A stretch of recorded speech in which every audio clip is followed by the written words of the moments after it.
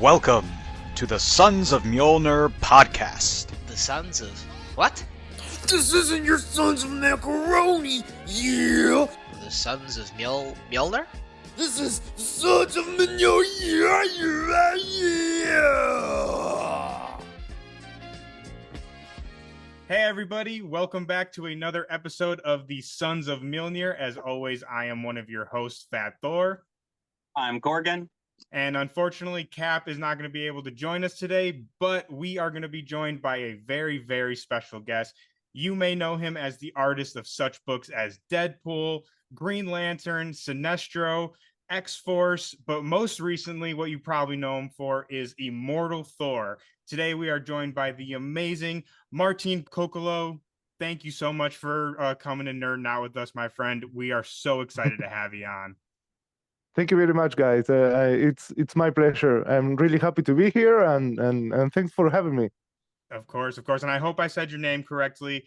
People who watch and listen to us know that I'm not an expert on name pronunciation, so I hope I got you. I'm aware it's a little complicated for non-Spanish or Italian speakers. So for us white stupid American people. No, but, I never said stupid. Just no. It's my words, not yours. But like I said, before we got on here, I had an opportunity just to tell you really quick. Like I said before, we are really big fans of your work. Actually, for those out there who have been watching and listening to us, will remember that one of our first episodes that we ever did was about Banner of War. And it was right before it came out. And we were so excited when we saw that you were on the art for it. We were both like, oh my God, this guy is freaking killing it. And as the Thor guy, you know, I obviously read a lot of Thor, and I was like, man, like, don't get me wrong, I love my boy Nick, like I love my guy, but this guy, he's great. Yeah, I was like, this guy is killing it. And that I remember there's one panel from Banner of War, and it's a full Thor page, and he like said like bring the rage or something like that, and that was like my new favorite Thor panel. Like I said, I could praise you all day, but yeah, we're just super excited to have you on. We, like I said, it's kind of a full circle moment for us. So again, thank you for being here today. Thank you. It's my pleasure, and it's an honor. So if you're a big Thor fan and you're enjoying what I do, so yeah, it's an honor for me. Oh, absolutely. Definitely. Like I said, not only are we Thor fans, but we're fans of you as well. So let's start talking about you, sir. So we kind of were doing a little research before we got on. So, you know, we know a little something about a little something. So we were seeing you grew up in Uruguay in a little town called Colonia, correct? Yeah, exactly. Yeah. So I still live in this town. Okay, awesome. So we kind of want to start off talking about a little bit about your comic origin story, if you would, like how you got exposed to comics. And we saw that you were a super huge fan of the X-Men and Spider-Man animated series. And you would actually you would draw while you would watch those and kind of copy the characters and stuff. Both of us are huge fans of those shows, and we're kind of instrumental in our comic origin as well. So can you just kind of talk a little bit about like what from those shows really inspired you, and when you started drawing, like what was it that made you were like, oh, I need to try this, or I need to put my hand into this? I mean, I think as a guy who grew up in the 80s and 90s, I had like pretty much the same exposure to pop culture as pretty much everyone else. Like I used to be a huge fan of I don't know, Teenage Mutant Ninja Turtles, He-Man, the Thundercats, Silverhawks, all that wonderful stuff. Speaking to my heart. Yeah, exactly. I mean, you know, so, but I always had like this compulsion to actually try to draw the cartoons I watched as a kid. So I was a huge fan of just trying to draw, and started tumbling like everyone else. So I also was a huge fan of reading, basically. So comics were like right there between completely visual media and and written word. So I started reading comic. I would basically I was a huge. I mean, growing up without internet and stuff, and without streaming and all this wonderful stuff that we have today. So you would just you were starving for content as we call it today. So I would watch whatever I could. If it was animated, I would watch it. I didn't care if it was like for girls or for um, I would watch every cartoon under the sun. I would try and read every comic available in my town, which was actually really hard it was really hard to find material. We're talking late 80s and early 90s. So yeah, I mean, I would just draw all day and watch cartoons whenever I could. It wasn't like 24-hour cartoon as we had later. So yeah, that was my origins basically. Those were my origins. So and when I became older, I really wanted to make a living with art. I didn't know exactly what I wanted to do. I tried like I also liked like Magic the Gathering cards or Dungeons and Dragons. So I would also draw like fantasy stuff. I didn't know exactly that I wanted to work in comics, but I did know that I wanted to draw for a living. So at some point I was just out of high school, and I knew this person, this artist who is currently working in DC, and he was a few steps ahead of me in the career. So he said, come over and I give you hints and help you out in whatever ways I can. So I started assisting him, and he started perfecting my technique. I was a promising artist, but I had to learn a lot. So that's what I did. So just helping out, like as we said, in the kitchen. When you're in the kitchen working with another artist, you just you get better, hopefully. And at some point, I decided to go ahead and try by myself and make a career of what I liked. And so far, it's been working. I would say it's working out pretty damn good for you, my friend, because you've been it pays the bills. So so I'm happy. Well, like I said, I think the stars really aligned and it worked out for you, because I mean, man, you have been pumping out some amazing work, and that you kind of lead in perfectly to one of the questions I wanted to ask you. So you met this artist, and that's when you really kind of started honing your craft and really developing your skills. And I've saw that. So let me see where I have it here. So on one of these videos, someone asked you about like what's your biggest advice for up and coming artists, and I really loved your answer. You said just get better, and then you go on to say that it's always about learning, and you always need to be honing your craft and learning and stuff. So my question is, in your opinion, I'm sure that you ask 10 different people, you get 10 different answers.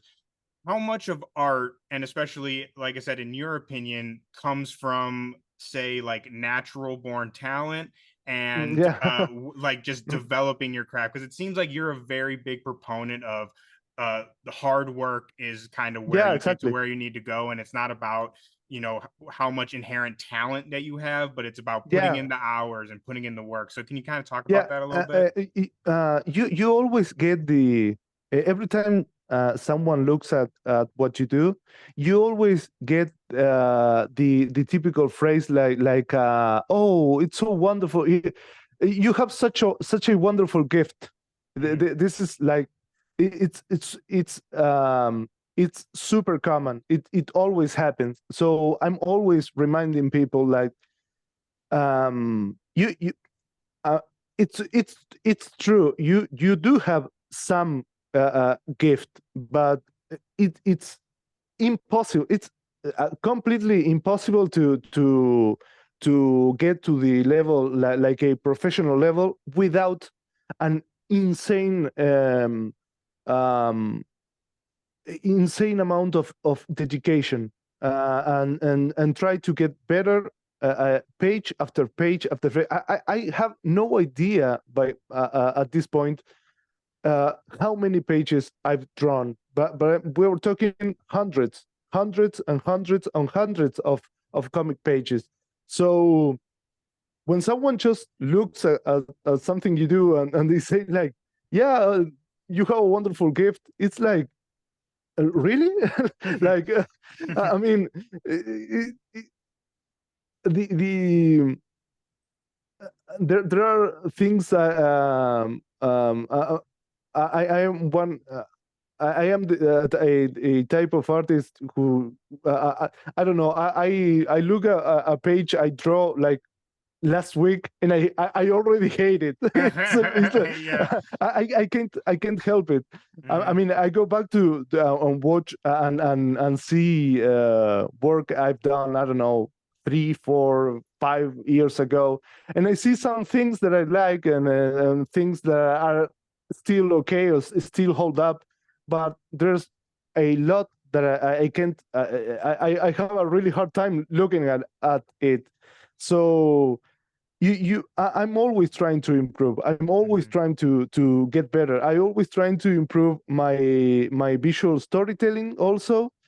Sometimes you get hold up in details, or try to do um you have to let go your ego, and it's not always about what's beautiful, trying to do a beautiful page, or something that is the um you want to, if you really want to draw comics, you should always pay attention to your storytelling before you actually pay attention to your art, to how beautiful, or how, I don't know, amazing, or whatever you want to call it, the image you want to develop.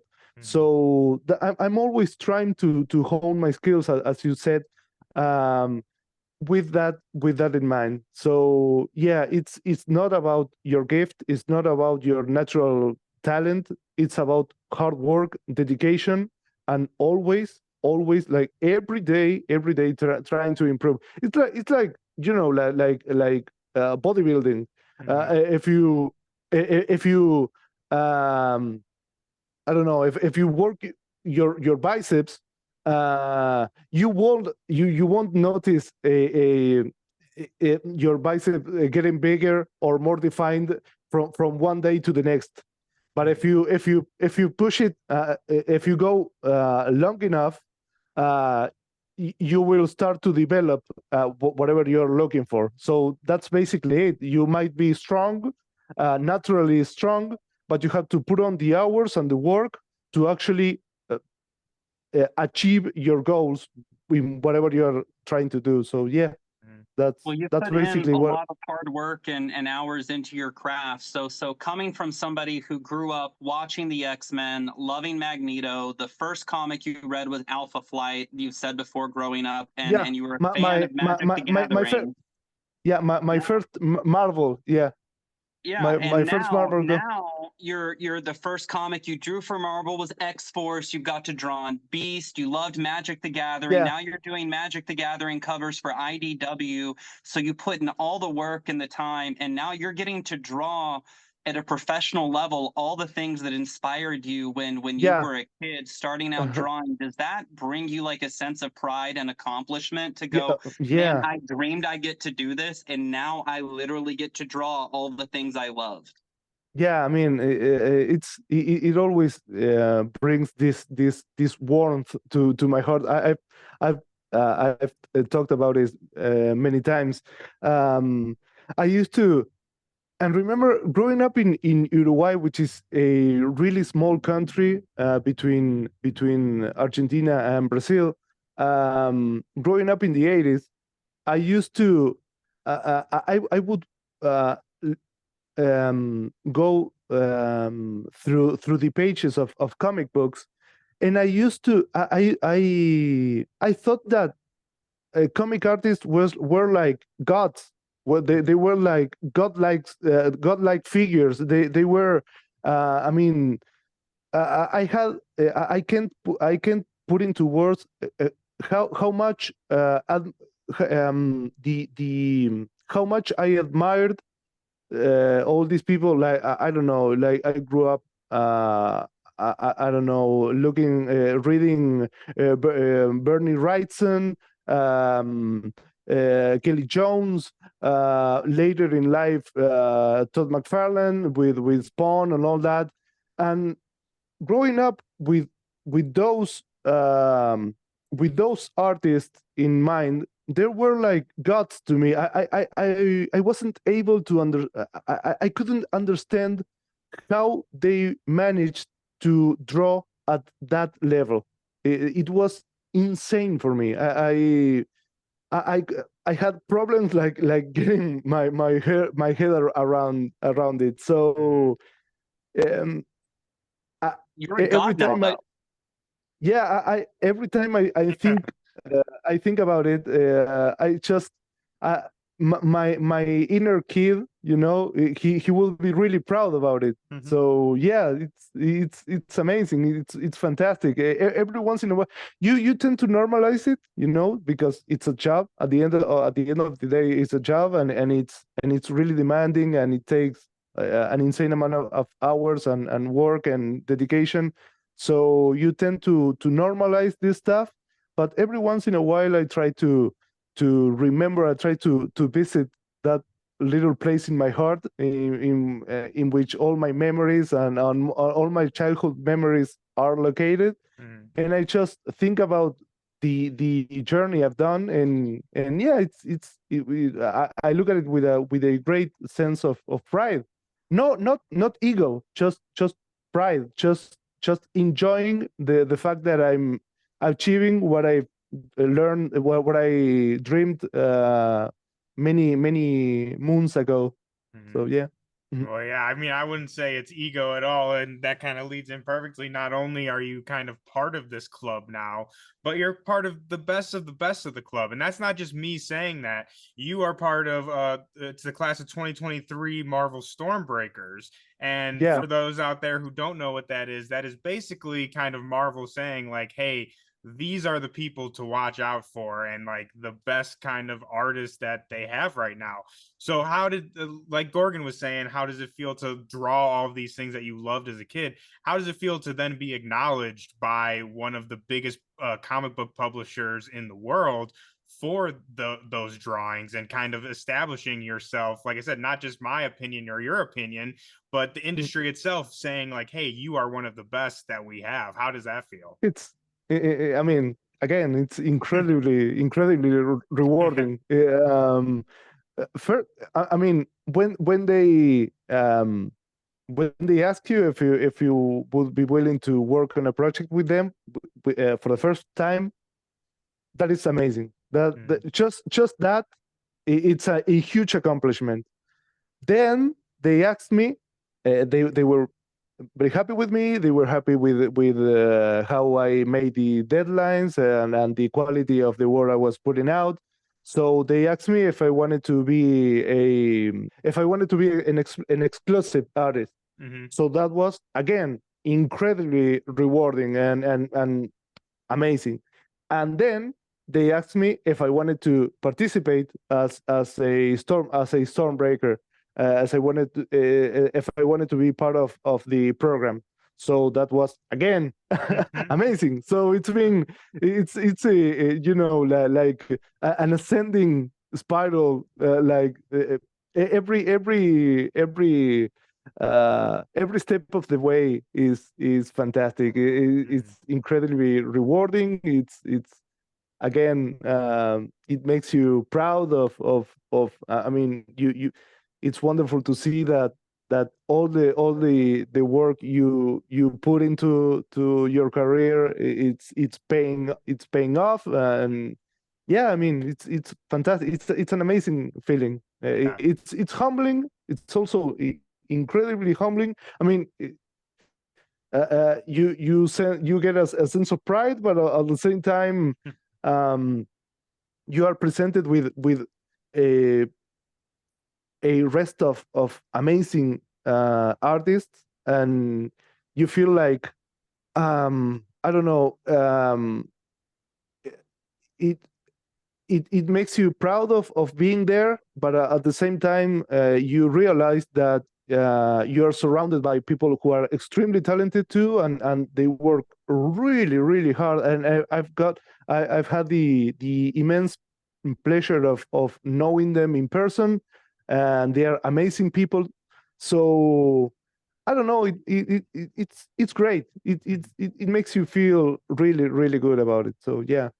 Just the artist, you get to work with an incredible group of writers. And earlier you were saying how you feel like as an artist, it's important to know the story before you begin trying to put the art together. So when you say that, what do you feel like the relationship between the writer and artist, should be like? And in your opinion, when it's done properly, when that relationship is done well, do you feel like it makes for a more symbolic story when the work of the two seems cohesive? Yeah, of course. Yeah, definitely. In my experience, sometimes people think that we actually we usually all the artists involved in a project are usually all over the world, so we don't get to hang around much. Actually, it would be great to do it, but it's almost a privilege now to actually sit with the author and come up with stuff. We don't get to do that these days. Mm-hmm. So what we usually do is that the writer figures out all the details with the editors, and then they pass along the scripts and the details and the notes, and you figure out the last details with them. But we are not as involved as we should. I mean, it would be great if we had the opportunity, but sometimes we don't really get it. Sometimes I just received a script and I just work on it. But I always have the proper channels to work with writers. I've had an amazing experience with the writers I've had so far. For example, with Marvel, I've worked with Benjamin Percy, with Alyssa Wong, with Donny Cates, and now I'm working with Al Ewing. And I'm losing. I've worked with someone else. I'm losing right now. I've done smaller stuff too, but I mean, the relationship with them has been great, has been awesome. I have absolutely no complaints, and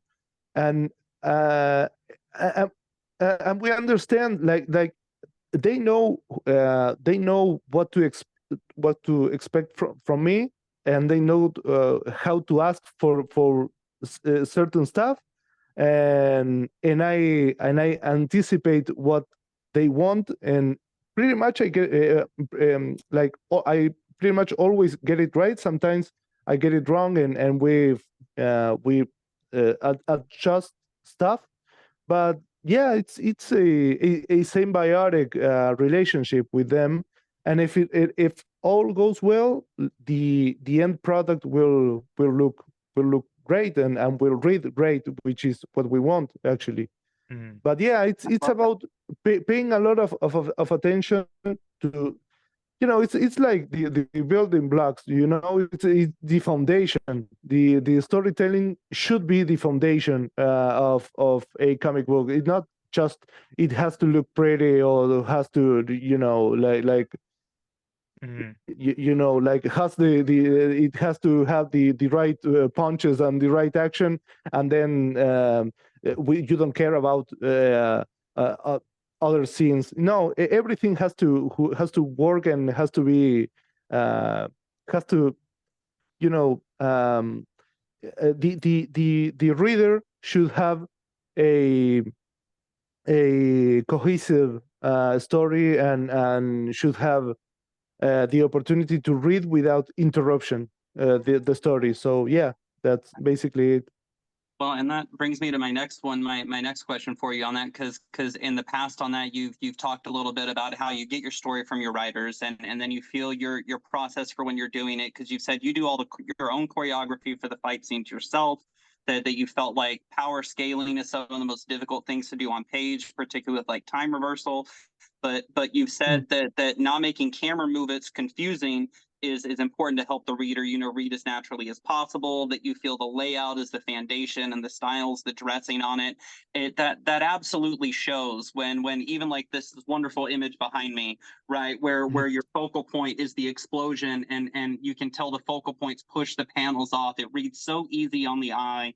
It draws you in the reader. Can you talk a little bit more about your process of how you create your layouts, because they're so visually appeasing on the eye using standard art principles? I'd love to hear more on that. Yeah, I mean, I adhere to it comics work with the same principles like movies, for example. So I try to always keep those principles in mind. I have to and you also have the help of editors and the writer, because sometimes you design a particular scene, and it might work for you, but then they read it and they feel like this isn't working, or maybe this character should be here or there, or maybe we could move this panel a little, because not only the difficult part to figure out sometimes is not just about the shots and reverse shots and all that stuff, but also the paneling. So it's not when for example, if you're making a movie, you have to figure out when you put the camera to make it something that flows nicely. But in comics, you have to do that, but at the same time, you have to figure out where you put your panels. So it's like a double work in that regard. So you always try to, and we as Westerners, we read from left to right. So you try to make the action and the flow of a scene go from left to right, and you should be as clear as possible. You don't want to mess up in your readers. Readers should always if you make readers figure out a scene, you did it wrong. A reader should not figure out like where are the characters talking, where are they placed, and where the dialogue is coming from. If they have to work really hard to do that, you did your work wrong. So you have to make it flow as nicely and as fluid as possible, and in the process you have to try to make it as appealing as possible too, visually appealing. So yeah, all those moving pieces are there, and then we can talk, but this could go on for hours about camera placing, all the tricks, or the basic tricks, like where you put your camera to make a character look powerful or look weak, or when you have to zoom out, when you have to, when you have to make establishing shots. So some people fail on the establishing shot department. Sometimes you read comics that don't have the proper establishing shots, and you have no idea like where things are happening. It's in comics, I believe um, it's really hard to realize. It's like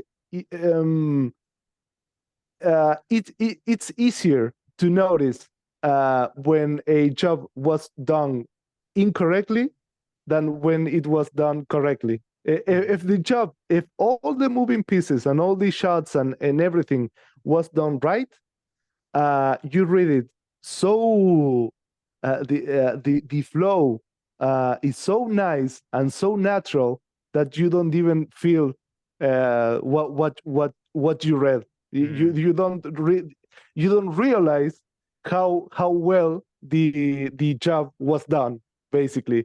But if the job was poorly done, you'll get it like this. You notice it immediately. So yeah. I guess. Compare, the way you do comics to movies in that regard. I think that's super cool. That's such a unique take when you're talking about choreography with it. Before you got on, I was actually nerding out with Thor about how much I love your use of chiaroscuro in your black and whites that you use with your lighting on the faces, which I was telling him is most notable, in American culture coming from Apocalypse Now back in the day. You did such a wonderful one that I think still on your page of Geralt from The Witcher, and then you did one of Sinestro in a cover variant that you have of that with him with an incredible top-down chiaroscuro lighting that I absolutely loved. When you're doing your Green Lanterns and your Sinestros and stuff, you come up with some really creative ways to show their constructs. Were there any movies in particular that were an inspiration for how you chose to do some of these really cool constructs that you're drawing? No, to be honest, no, not in that regard. I'm always inspired by pretty much everything, like every media under the sun. I'm always struggling to find time to enjoy everything I actually like, because I love movies, I love video games, I love comics. I mean, and putting it's like a blender, you put all that in your head, and just things happen. I mean, sometimes when I'm reading a script, sometimes I get like a really like a powerful inspiration. Maybe it's based on I don't know, a movie I saw or whatever. But sometimes you have to look for it. So sometimes you have to read the script and try out things when you do your layouts. So, but yeah, I mean, I'm always inspired by media, and I think it's really important for comic artists to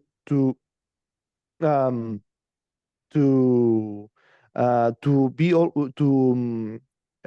always consume media whenever you can, because it's a way to. I also think that you should.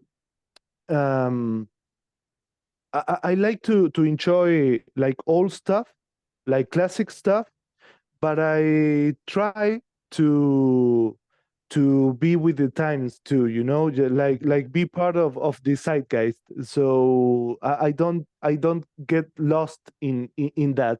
I try whenever I can. I try to be aware of current media and aesthetics and see what other people you notice like trends, you notice things that work in a certain way. There's like there's like an energy. It's something that it's always in motion, so you try to get with the times. So but at the same time, as you said, I love chiaroscuro. I love things in contrast. I love to do things that sometimes when the time is right, I like to do things that evoke a certain 1930s horror stuff, like Universal stuff. So it's a mix of many facets of what I enjoy as a media consumer, and what I try to bring to the table as an artist. Absolutely. And I mean, I can definitely, you were talking about like kind of horror influences. I can definitely see that like in your Deadpool, for example, in some of like the creative ways that you show like the violence of a character like Wade Wilson. Yeah. You can totally like I forget, I think it's like issue 2 or 3. You have Wade with like the arm, like extra arms coming out of him, and I was like totally reminded me of like John Carpenter's The Thing or something like that. Yeah, exactly. Yeah, so I can definitely see that. With Deadpool, for example, it was all about body horror. So I went like full on body horror, and tried to do it as disgusting. I mean, they usually thank you. They usually ask me to tone down stuff because I tend to go. I can't. You don't have complete complete liberty, complete freedom to do. You can't go too gruesome. I've had editors just ask me to Martin's like, what do you mean stuff. I can't have his head just explode? Like, what? Symbiote fan, the arm coming out of his mouth, sir, that was so cool. I love that. I would you. love for you to get to write a symbiote comic and just let the gore out. I would love to do something like that, like super gruesome. But I've never had the chance. I mean, I don't know. With Marvel, there are like legal aspects to too. So you can't go like full. I would have to do it like in a independent book or something that maybe in the future I'll try. But yeah, I would love to go like full body horror. That would be great. That would be amazing. I would love to do it sometime in the future. Yeah. Well, we can't wait to see it, and that also reminds me of another one of my favorite parts of going fast forwarding a little bit to Banner of War. I want to ask you about the choreography of that, but speaking of the body horror stuff, that you said sometimes you have to tone it back. Was this in a situation where you toned it back in this the scene of where Thor throws Mjolnir through Hulk's, or traps it underneath him, and Hulk pushes through, and Mjolnir comes through his chest? Did you tone that back, or was that did Pates go like, oh, go for it, man? No, I had to tone it back. Oh, man. Yeah. I would love to see what that original was. No, I mean, it wasn't. It was the same shot, but it was much more gruesome. And they asked me to tone it down. Yeah. I love that shot. When I read that, I was like, that specific scene was I wouldn't say controversial. I mean, we all had a laugh about it, but they asked me to tone it back a little, because I was showing too much stuff, and it was I was like too realistic with some elements, like with the insights.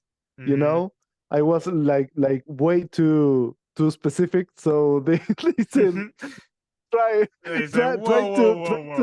to scale back the details and some stuff I was showing. So yeah. Well, man, I would love to see the original version of that scene. But I mean, in my opinion, I think that scene, because that was the first issue, and that really, to me, set the tone for the event. And that was kind of what we really harped on in our Banner of War episode that we did, forever ago now, was usually in Hulk and Thor's history, all the times that they fought, which that's another panel I really wanted to bring up, was the one where Banner's in his mindscape and you showed all of the previous fights of theirs on the screen.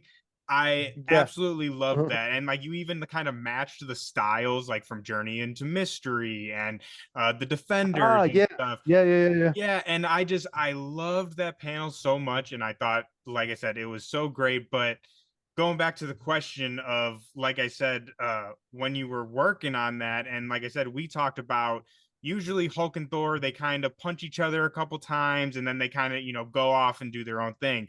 But Banner of War was really the first time, at least in my opinion, that they really went at it. And like you said, you choreograph your action scenes yourself. So what was it like to not only choreograph those action sequences throughout the whole event, but doing it with two of Marvel's kind of biggest characters? Like, I can only Yeah. imagine how crazy that was. Yeah, I do it. I mean, but that would be also like one of the examples of a good a symbiotic relationship between Danny and me, because Danny kept asking for crazier and crazier stuff, and I would just go at it. And every issue I would get from Donnie, things were like scaling, like it was insane. I mean, things it it was a ton of fun for me. It was a lot of work, a lot of work, a lot of dedication, um but it was so fun, so fun. It was literally like like taking two action figures and just like smash them together. But then you go and pick bigger action and then you smash those together, and you start adding and adding and adding, and the action get like really crazy. I don't know, man. It was great for me. It was a lot of fun. A lot of fun. Um, I think you can tell when you experience media. I think you can tell when creators are having fun with something, and I for once, like I had a great time working on Banner of War, and I think it shows. I did my best. I did my absolute best, and I'm really proud of how it came out. So yeah, I mean, it was amazing. It was great writing from Donnie, and and he gives you these opportunities for you to shine. He gives you these um these action pieces, these huge these huge I can remember the exact name in movies, like these set pieces, and you go, I mean, you when you get I don't know, a splash page and says like, we have a small inset panel of the two fists coming together, and then we have a splash page of the fucking the fucking planet exploding. Yeah. And I was like, and I'm like, dude, this is awesome. I'm going to draw. I'm going to draw the hell out of this. So it was like it was like it was like that, like page after page of that. So it was. I mean, I couldn't ask for more. I had a great time. So yeah, it was. When I say it was easy for me to do that, I'm not saying that it wasn't. I mean, it was extremely complicated in level, in the detail level, and all the stuff. The amount of work and time you had to put on the project, but at the same time, it came easy for me because the action was so great. It was so awesome that, I mean, it was incredibly fun to do. that fun for sure translates onto the page, because it is absolutely a phenomenal read, and it is so fun to read. And Banner of War, it was in our top 5 stories for the year. We thought it was amazing, and I love that you mentioned getting to work with Kate, because now you're getting to write Immortal Thor, and you're getting to work with Al Ewing, and he said something that, and we love his work, by the way. We are a huge fan of him as a writer and Kate's as a writer, but he said something about Thor that I know Brother Thor loves, about how Thor shouldn't be like other heroes. He should be more. He should shatter mountains, stand in the thunder that kills, turn back ancient winters, and defeat death itself. And Brother Thor and I can agree. We feel like, whether it be Banner of War or now an Immortal Thor, you have taken that and you have really turned that mantra to life. It shows in your work on that. When now that you've got to work with Kate, who wrote Thor for so long, and now you're writing with Al, who's writing Thor, and this is his mentality on how it should be. What's it like getting to work with Al Ewing as a writer, being his main artist on it? Fantastic. Like really fantastic. They have with Danny, for example, they have very different styles, but they're both great in their respective styles, and working with Al in this particular project, I was asked to not actually asked. No one really asked, but I got the sense that it had to be a little cleaner this time. Thor, Kate's run on Thor, Thor is like brooding and dark, and he's like unkept. He has he has the stuff. How do you say the stubble? Yeah, he like has this stubble, and he looks worn, worn out. And now we it needs to be a little like more refined and reborn, and he has to look cleaner, and he has to smile more, and it has to be a little brighter, at least for now. Yeah, we don't know where the story is going, but he wanted to sort of revisit what he loves about the character, and I got the sense that he has to be as powerful as ever, but a little cleaner and a little nicer, and with a hint of innocence, so in a way that he could capture or recapture some of what made Thor the character that he's today, So jovialness. Like he has a happy jovialness, like when he's on the Rainbow Bridge, right, standing right there with Lady Sif. I think compared to Klein's, where we had, you said the brooding, but his that run was very heavy as the head that wears the crown, right? The jovial nature wasn't there. His mind was elsewhere, and now we're seeing him a little more happy again. Yeah, exactly. I love the way that you just described that, because that's how I kind of said it in my head when I was first reading the first issue, because obviously I'm a huge Thor fan, and I love Nick's your fellow Stormbreaker. Actually, I love his version of Thor. But I love it too. He's amazing. Amazing. You said it perfectly, and that's kind of I couldn't think of the words of how to say it, but like you said, your version I feel is a lot more polished, and where Nick was very brooding and like a very square kind of chiseled jawline, like very solid looking. Your Thor, like you said, is a lot more polished, and he smiles more. And I don't know, I said in my review of the first issue that you make him look larger than life, kind of how Al was saying, like that's how Thor should look. And I love how, whether it's in the first couple pages when he's yelling at the storm that the storm betrayed him, and then also in the scenes of like him taking selfies with people of Midgard, like you have that same sense of scale, no matter what the the other scale that he's facing is.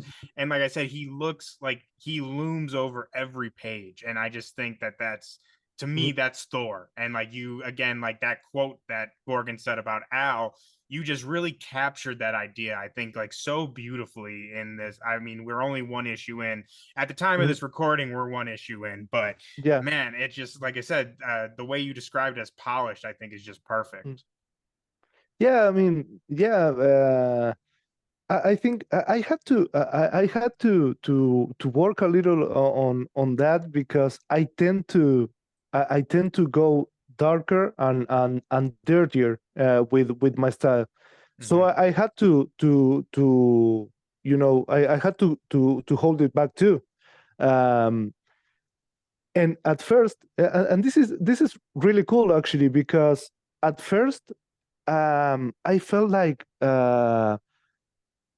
I felt like it was like too clean for me. Like uh, I had I was worried about you know, making it like too childish, or too, you know, too Cartoony bright. kind of. Yeah, too I was say, cartoony. especially with the So classic suit, I'm sure that kind of yeah, also adds to the kind of challenge of that.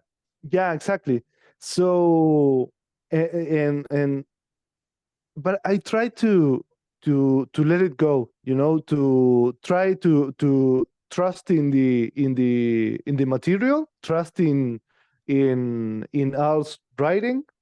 So I you know, I tore down some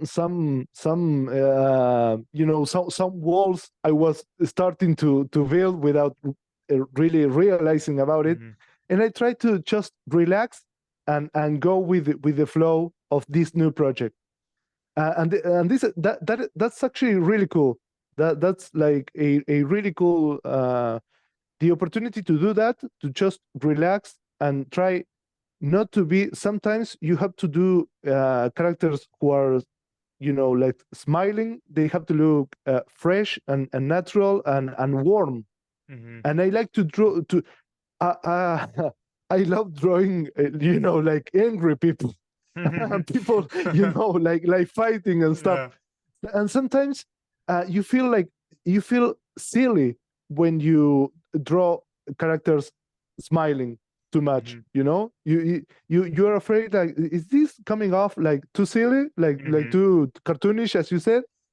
But I try to I try to trust in Al's script and his vision of the character, and I just went with it, and I think it's really working. It's really started to grow on me. I'm getting the more I the more I the more I advance with the character, with this new version of the character, I'm growing more and more comfortable with it. I've drawn. I'm working on the fifth issue right now. I can't say anything about it. But the more I draw Thor in this iteration, the more I enjoy him. So yeah, it's been a journey. It's been a real journey for me too, as an artist, I'm having a lot of fun, and I think it's I think I'm working on like the best the best work I've done, I believe. So I'm really happy with it. I say I'm that's really a, happy. with your portfolio of work, that's a big statement, my friend. But I gotta ask you about the Elder Gods and Utgard Thor, because I am just absolutely utterly fascinated with what you guys are cooking with that corner of the universe. And so for listeners and watchers out there and people who may not be familiar with kind of Thor lore, the Utgard elder gods and what we're talking about. So some people might know them as those who sit above in shadow. And they were referenced in Michael Oeming's run, Thor Disassembled. They were in a couple issues. They were also in Al Ewing's recent Loki series. They showed up at the end there. But we've only ever seen them as kind of like silhouettes almost, or just very kind of, as the name says, shadows. So in this first issue, we're introduced to Utgard Thor, and we see him in all of his glory. And I gotta tell you, dude, that page of like the close up of his face, I'm still thinking about that to this day. Like I'm having nightmares. That was such a crazy. I was like, I literally turned page like, oh my god, like right in my face. But my question is, what was kind of your process in coming up with the visual look of, I mean, I know we're going to be seeing more as the run goes on, and I know you can't really get into that, but did you look at those earlier designs and like kind of build off of that, or how did you come up with that? The designs were actually made by Alex Ross. So Okay. I didn't design Toranos. I didn't design Utgard Loki. Those are his designs. So Okay. I just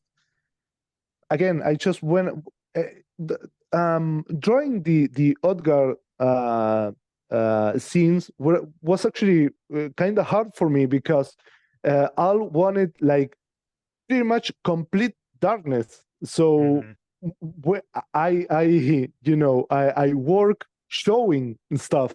So I had to, in this particular case, I had to be like super subtle, like super subtle with those scenes. I think they came out looking pretty good. I think they look amazing. I like the introduction. I like the very first page. I love doing that page in particular. I think it works really great. And but yeah, I didn't. The designs are not mine actually. I just took them and ran with them. Okay. Those are Ross's designs. Despite who designed them, you drew it phenomenally. And we were talking about this before you got on. We were looking at your pencils for issue 2 that you tweeted out a couple days ago. And I mean, who is it? Matt Wilson is colors. Matt Wilson. Yeah. Matt Wilson's colors are phenomenal. He really brings your work, to life. But man, beautiful. Your shading though, like we were looking at the pencils for issue 2, and I was like, it almost doesn't even need color. Like it's just the way that I'm not as well versed in like art terminology, so I apologize if this may not make sense. But like I said, like the way you use your shading and like even your lightning, which to me, not being an artist, I would think you need color to make that look impactful. But it looks so good just off your pencils, man. Like it's just, I think Thank you. It really exemplifies Gorgon. You're gonna have to help me with that term you threw out earlier with the shading. Yeah.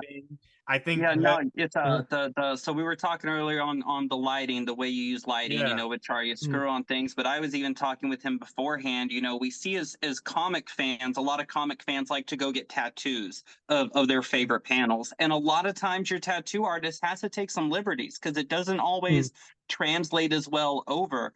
But your black and whites, that you have, you use the negative space of the white so well with the black around it. Even I'm looking at one right now on my screen of that you have with Deadpool, where he has the extra arms coming out of him. A tattoo artist could literally pluck that, put a scan of that on someone's body and go at it, and it would look perfect. And that is rare for an artist. I nothing but kudos to you on that, sir. Thank you. Thank you. I mean, I don't know. I just that's just the style I like. I like to sometimes I think like I'm putting too much work on this, and the colorist will I should leave this or that to the color, but for some reason I can't. I mean, I want to look at. I mean, I grew up. It might be part of. I grew up reading a lot of black and white material, like Argentinian comic artists who were absolutely phenomenal. I mean, I grew up. If you look at Bernie Wrightson, for example, if you look at Alberto Breccia, it's so beautiful. The pages, the just the black and white page, the inked page, those pages are so beautiful. Like I like to I aspire to draw beautiful pages in black and white. If they want to add color, and the color looks beautiful, the Matt Wilson's color is fantastic. He's going for a more like painterly quality, and he's doing an amazing job. He's making it look bright, and the world is so colorful and bright and awesome. But he also goes like super dark when he needs to, and he's fantastic job. But what I want to do, I want to look at the pages. I don't draw a page to make it look like it needs color. I draw a page in a way that I can see it hanging on a wall, and it's a piece of art, and it is a finished piece of art. If you want it finished, it's finished. If you want to add color, it's perfectly fine too. But I really enjoy black and white and grayscale stuff. So that's what I do. I try to draw stuff that I love. And if you see other artists, I don't know, if you watch if you see a Pepe Larraz page, or a Olivier Coipel, or a Lenin Francis Yu, those pages are beautiful. Like a black and white ink and some ink wash, and if you have a good artist with a black ink and some ink wash, they will do some absolutely phenomenal work with those, and the shading and all the stuff, and the contrast. Again, I grew up with artists like Kelly Jones and Bernie Wrightson, and artists more closer to me, like Argentinian artists who are absolutely phenomenal. So I loved all that ever since I was a kid. I've been a huge fan of that. So that's what I want to do with what I do. That's what I want to do with my art. So yeah, I always try to make it as dramatic. I like dramatic lighting, basically. You have nailed that to a T. Thank Yeah. you. And I love Thank too you. just kind of your perspective on art in itself. I think it kind of goes back to what we were talking about with the hard work and putting in your hours and always trying to improve on your craft. Because I'm sure, I mean, we would never name names here or anything like that, but I'm sure that there are a lot of artists out there who maybe will cut a corner and be like, oh, well, the colorist can fix that, or like, oh, that can be taken care of a color. Yeah. And I appreciate your perspective on it, that you want to do the best work you can at all times. And when you finish a page, you want it to be, you could take it off your drawing table and hang it up on the wall right then and there, and the color just kind of adds to the art that you've already created. I can't speak for everybody. I just, every artist decides when their page is done, basically. And so that comes with years of hard work, I believe, because especially when you start working on art, it feels like the page is never fully ended. You just stop at some point, because it's unhealthy to just go on. You can't work. You can take a week to work on a page that doesn't work. That won't pay the bills.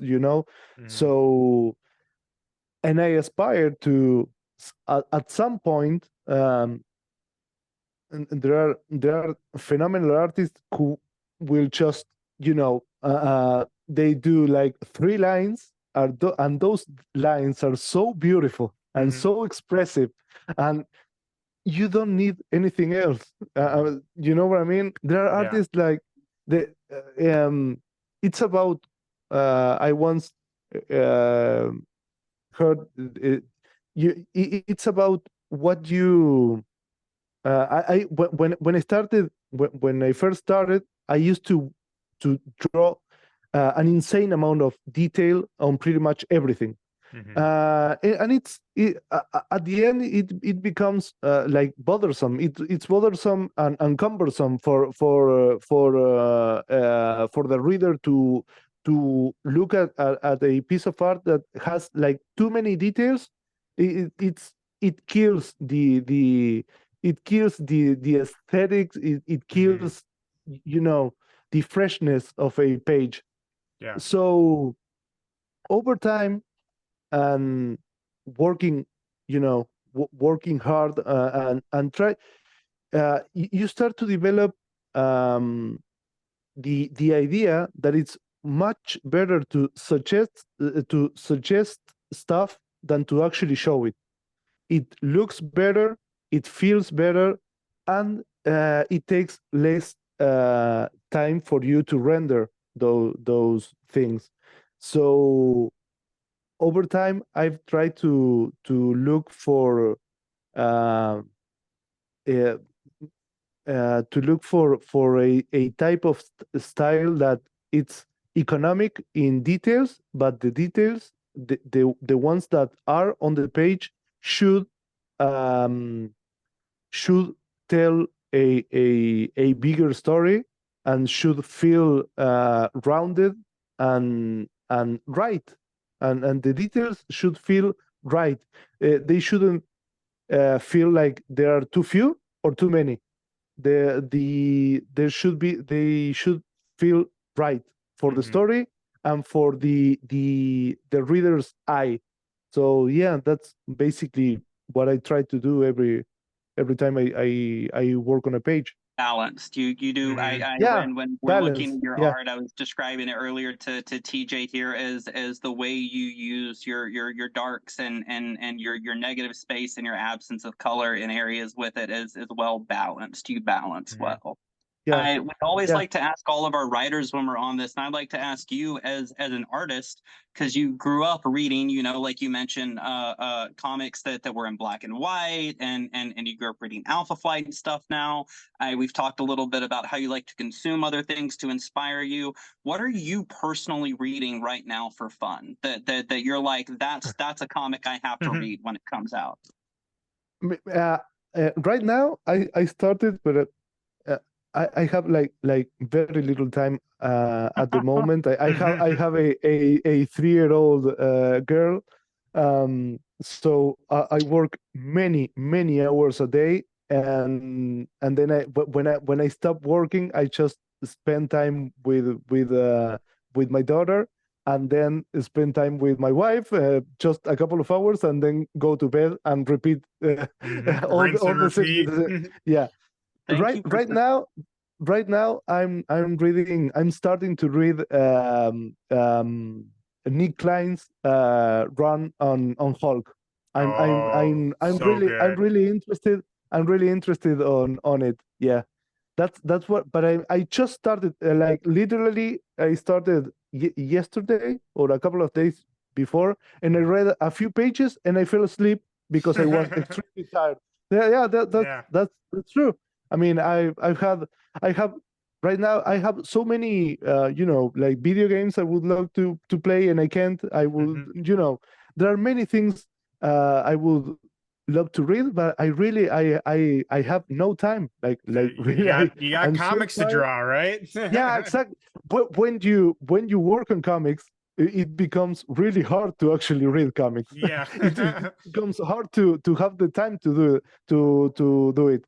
But yeah, I'm trying to read Nick Klein's Hulk, because everything I see, the images he shares, they are absolutely like top-notch work, and I'm intrigued to see where it goes. And I loved Immortal Hulk from Al. So I'm intrigued to see, because it looks like similar in that regard. So I'm intrigued to see see what it is and where it goes. Yeah, it's a well, spoiler alert for you. It's really good. I'm really enjoying it. I think Okay. it's only three issues out, so you're still early enough in. You're not too far Yeah, behind. yeah. But No, I mean, I'm reading it in Marvel Unlimited, yeah, that's and this right now there's only one issue there, I believe. So yeah, I'll wait and see how it You'll goes. wait till it comes the rest of it gets on there and just binge the whole Yeah, thing. yeah, exactly. Awesome. Yeah, like I Yeah. said, I'm really loving it. Philip Kennedy Johnson, he's a powerhouse in the writing department, and we've already talked about how much we all love Nick Klein. But I Mm. wanted to ask you, going back to Thor just for a second, really quickly, like you're actually the first artist that we've had on the Sons of Mjolnir, and so Oh, great. we've asked writers this kind of question before, but I've never gotten the perspective from an artist before. So Yeah. when you get Thor, I mean, obviously you did Banner of War, but when you're on like the ongoing title, what is the kind of do you have like a sort of research process when you get a new character? Like, are you looking back? I mean, like we talked about in this at least first couple issues, Thor is in his classic costume. So are you Mhm. like looking back at like Jack Kirby stuff? Are you looking No, back at Nick Klein stuff or like other iterations of Thor yeah, to kind of see where you want to differentiate and like other areas where you might want to translate? no, not really. For example, I'm a huge Olivier Coipel Hmm. fan. Oh, so So good. I'm super aware of his run Hmm. on Thor, and I love it. Yeah. I really love it.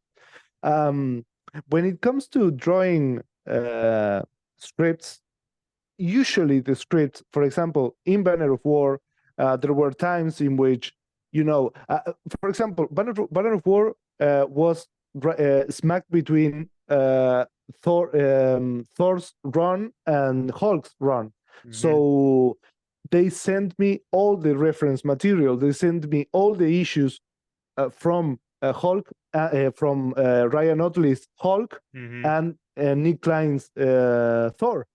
But I don't I don't like to base what I do on other people. I Yeah. just need them.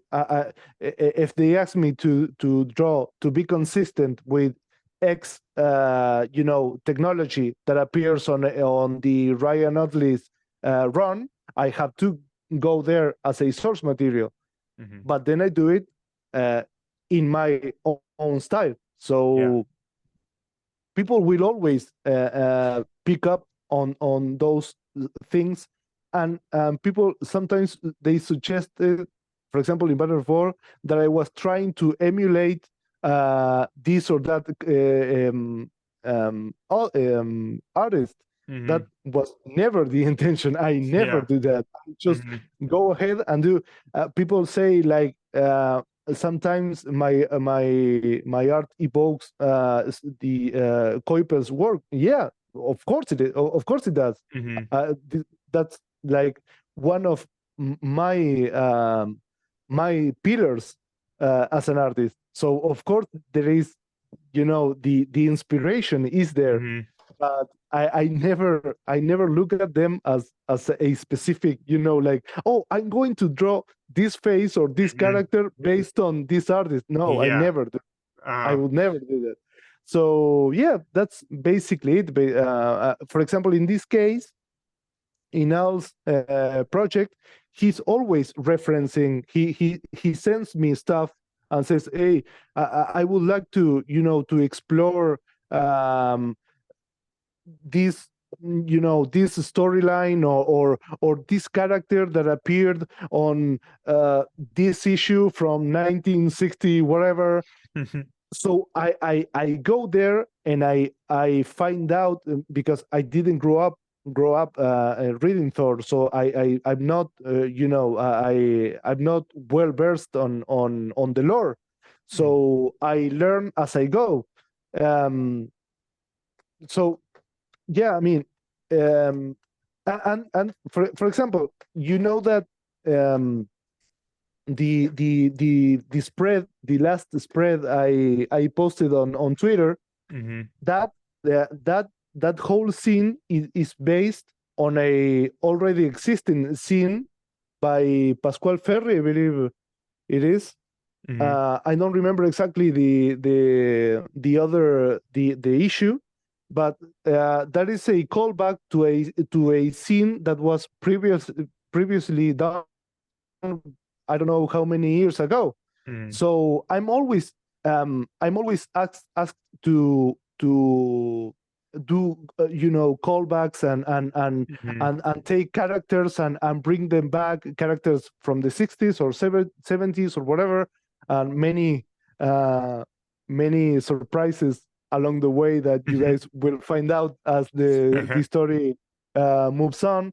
But yeah, usually the references are provided to me.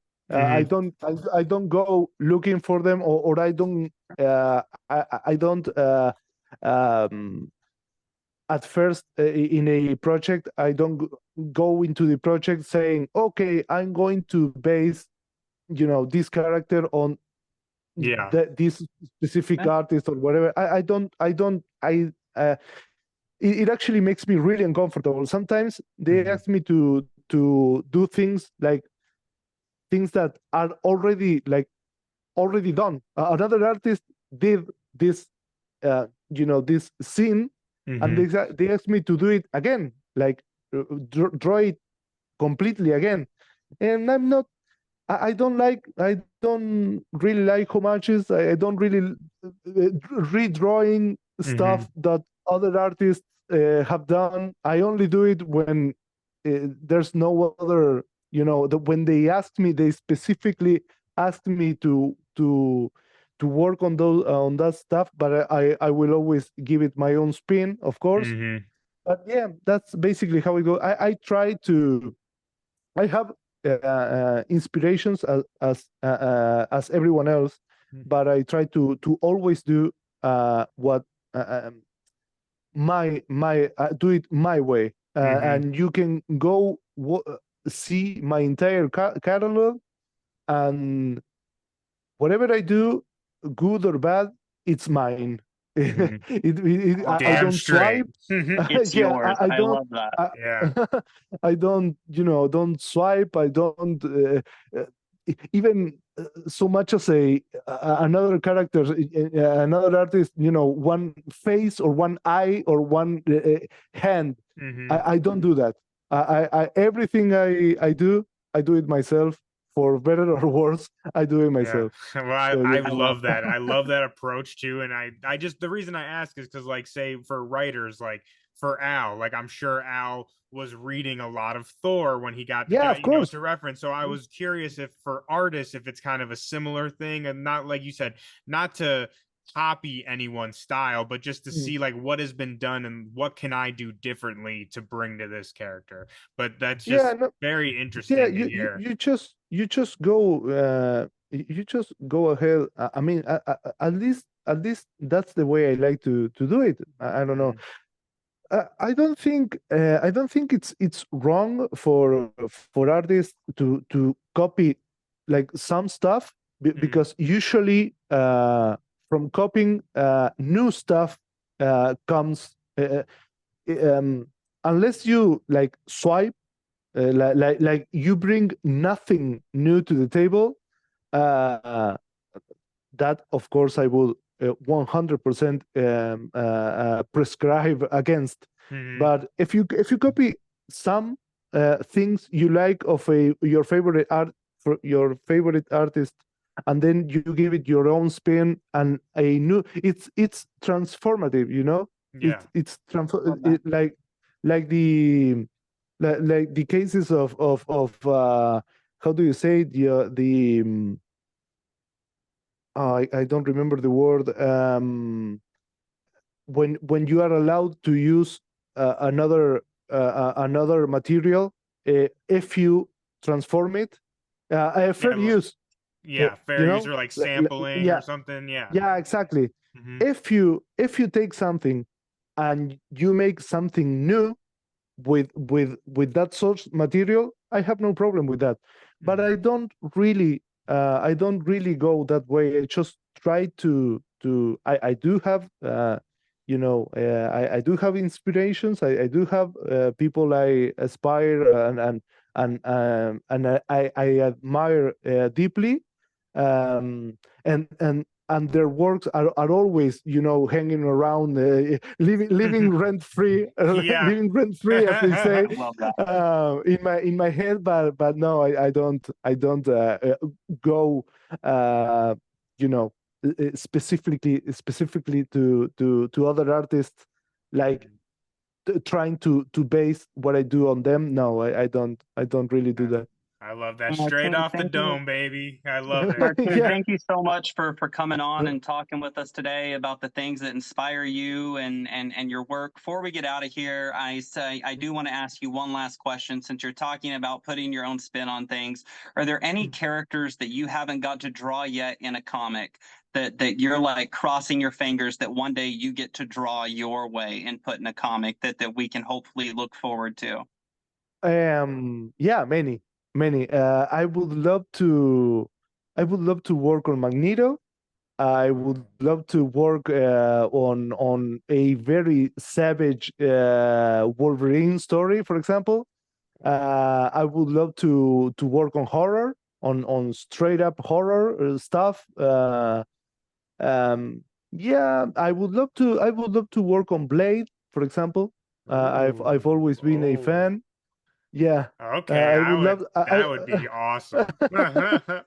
Yeah, I mean, I love comic characters, and I love trying to make them as badass as I can, and I would love to draw more like intimate horror stories. I would love to do that. I would love to go back in time and draw some episodes, some issues for Immortal Hulk, for example.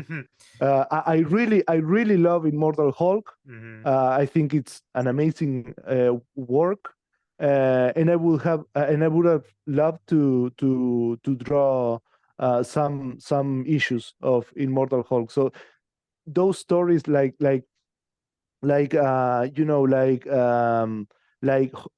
dark science fiction, the Twilight Zone niche stuff,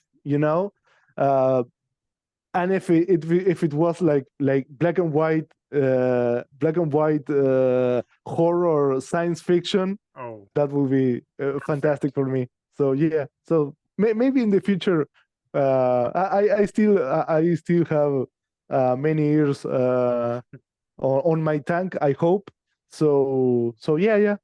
We'll explore many styles and characters if I can. Well, we look forward to all of it. Yeah, I would say we look forward to it, and we will be front row for all the stuff you got coming on, man. Like I said, we're huge fans of yours. Thank you so much for coming and nerding out with us today. It has been an absolute pleasure. Like I said, you're actually the first artist that we've had on the show. Well, it's an honor. Yeah, it's an honor to have you, my friend. And as the Thor guy, it was just an absolute dream to be able to nerd out about Thor and about Banner of War. So again, just thank you so much for your time today, sir. Before you get out of here, though, is there anything else that you'd like the people out there to know? Obviously, we have Immortal Thor is coming out with issue 2 in a couple weeks. What else you got working on? Where can the people find you? Well, they can find me on Instagram and Twitter, basically, and yeah, no, I'm full time on Immortal Hulk and doing variants as always as a Stormbreaker. But yeah, I have Immortal Hulk commands my full time. So yeah, that's what I do, and that's where you guys can find me if you want. Awesome. So hopefully you'll enjoy what I do. Oh, right. If anyone out here is listening or watching this right now, I will give you my personal guarantee you will enjoy it, and you will enjoy Immortal Thor. I could not be more excited to see as the layers unfold in these next couple issues. I mean, I saw that Al was talking about potentially 50 issues. So I mean, I can't wait, man. It's going to be so great. But again, thank you so much for being here today. But as far as that goes, I think that's all we really have for everyone out there today. Gorgon, do you have anything else for the people out there?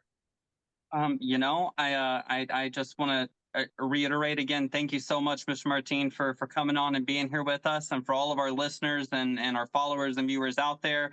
Please follow Mr. Martín Cóccolo on Instagram, follow him on Twitter, keep up with his work. He's a super nice, personable gentleman. Drink your water. We hope your stacks are fat. We hope you stay hydrated, that you at least eat 2 meals today, bare minimal. And it's been wonderful. Thanks.